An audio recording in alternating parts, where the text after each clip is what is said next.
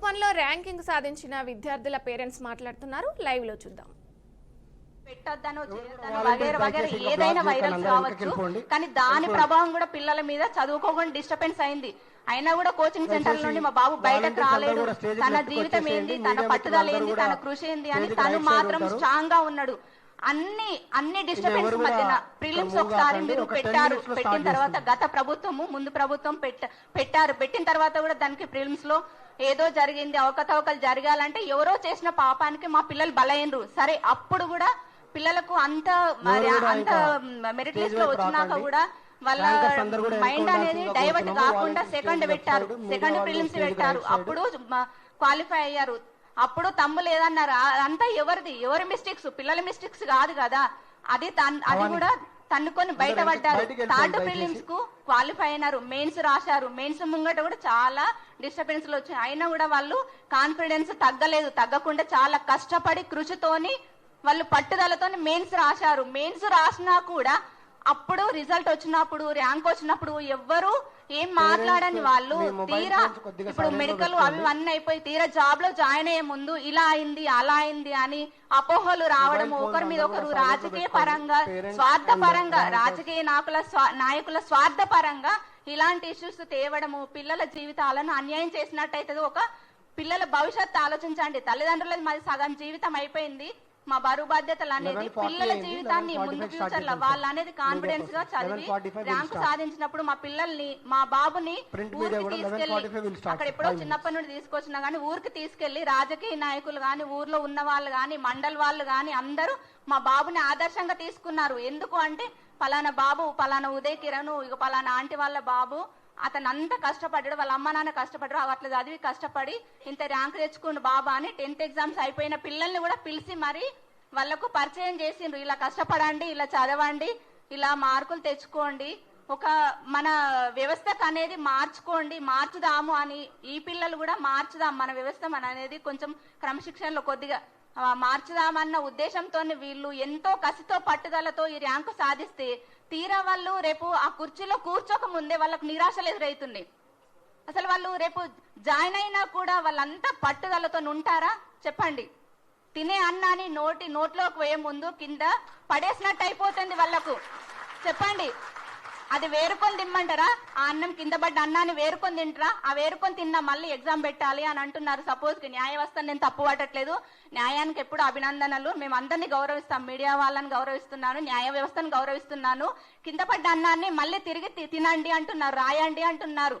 3 సార్లు ప్రిలిమ్స్ రాసి, main exams రాసి, రిజల్ట్ వచ్చి, ర్యాంక్ వచ్చి, మెడికల్ అయిన తర్వాత నమ్మకం లేనిది రేపు ఎగ్జామ్ పెట్టి నమ్మకము, మళ్ళీ ఎగ్జామ్ పెట్టి క్వాలిఫై అయినాక నమ్మకం ఉంటుందని గ్యారంటీ అని చెప్పండి. ఏ రాజకీయ నాయకులు దీనికి అండగా ఉంటారు చెప్పండి? రాజకీయ వ్యవస్థలో వేసుకోండి, విద్యార్థుల మీద రుద్దకండి దయచేసి. నేను ఏ పార్టీని ఉద్దేశించి మాట్లాడతట్లేదు, నా పిల్లల భవిష్యత్తు గురించే, మా ఇక్కడ ఉన్న అందరు తల్లిదండ్రుల పిల్లల భవిష్యత్తు గురించే మాట్లాడుతున్నాము. ఇది ఒక్కటి మాత్రమే పరిగణించండి.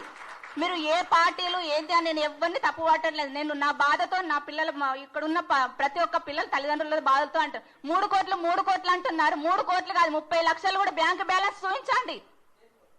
ఎవరినో ఉద్దేశించి మాట్లాడట్లేదు. ఈ 3 కోట్లు అనేది ఎంత, అసలు పిల్లల్ని సంస్కారంతో పెంచి ర్యాంకులు సాధించి పట్టుదలతో సాధిస్తే ఇవాళ ఎంత దౌర్భాగ్య స్థితి. 3 కోట్లు పెట్టి ఎగ్జామ్ వచ్చిండు, జాబ్ వచ్చింది అంటే అది ఎంత తలదించుకోలేని పరిస్థితి. రోడ్డున పడ్డట్టు అనిపిస్తుంది.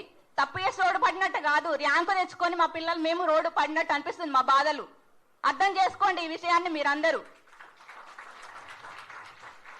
ప్రతి ఒక్కరు అందరినీ కలవాలంటే కలవలేరు. ఏ సీఎంను కానీ, ఇంకా ముందు ప్రభుత్వాలను కానీ, ఇప్పుడున్న ప్రభుత్వాలు ఎవరిని తప్పుపడట్లేదు. వ్యవస్థ అనేది, సిస్టమ్ అనేది మారాలి.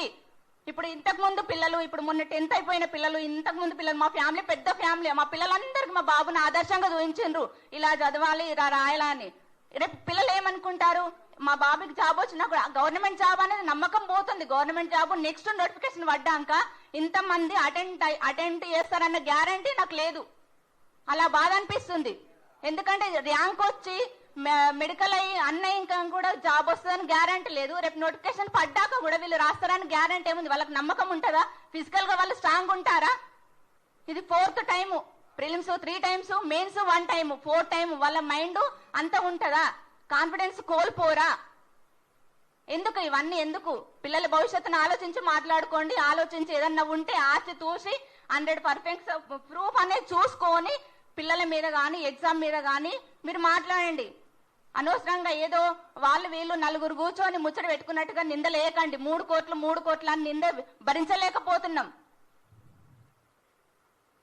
ఒక్కొక్కరిని ఎవరినో మీరు 3 కోట్లు పెట్టారంట కదా, మీరు కొన్నారట కదా, అమ్మారంట కదా, ఆ అవమానానికి సెన్సిటివ్ పిల్లలు అయితే వాళ్ళు ఏమైనా చేసుకుంటే ఎట్లుంటది? కనీసం అనే వాళ్ళకు లేదు ఆ ఆలోచన. పడ్డ వాళ్ళకి ఎంత బాధ అనిపిస్తుంది చెప్పండి. కొంచెం చూసుకొని మాట్లాడండి. పిల్లల భవిష్యత్తు గురించి ఈ విషయం అనేది రేపు ముందు తరానికి ఇలాంటి పిల్లల్ని తయారు చేయాలంటే తయారు చేయలేరు. ఏ సాఫ్ట్వేర్ ఫీల్డ్ లో అయినా హాయిగా జాబ్ వస్తుంది అనుకుంటారు. గవర్నమెంట్ ఎంప్లాయీస్ ని ఎవరు తీర్చిదిద్దలేరు. ఇంత కాన్ఫిడెన్స్ తగ్గిపోతుంది, పిల్లల్లో తగ్గిపోతుంది, తల్లిదండ్రులకు తగ్గిపోతుంది. అందరికీ థ్యాంక్స్. దయచేసి ఏమన్నా తప్పుగా మాట్లాడి ఉంటే క్షమించండి. ఇది వచ్చింది మాలో బాధ, ఆవేదన తప్ప ఇంకా వేరే ఎవరిని ఉద్దేశించి కాదు. Good afternoon everybody. స్పెషల్గా మీడియా మిత్రులకు కూడా, మీరు ఏ విషయాన్ని ముందరికి తీసుకెళ్తే అది ముందరికి వెళ్తూ ఉంటుంది. ఈరోజు మా ముందు మీరు ఉన్నారు కాబట్టి ఒక పేరెంట్స్ ఆవేదన అర్థం చేసుకోగలరని నేను మిమ్మల్ని మా ఆవేదన మీరు ముందుకు తీసుకెళ్ళగలరని, గవర్నమెంట్ వరకు తీసుకెళ్లి మా ఆవేదన తెలుపుతారని ఆశిస్తున్నాను. అదేవిధంగా ప్రతి కాంపిటీషన్లో కూడా అందరు పాల్గొంటారండి, అందరు ముందుకు రాలేరు. ప్రతి దాంట్లో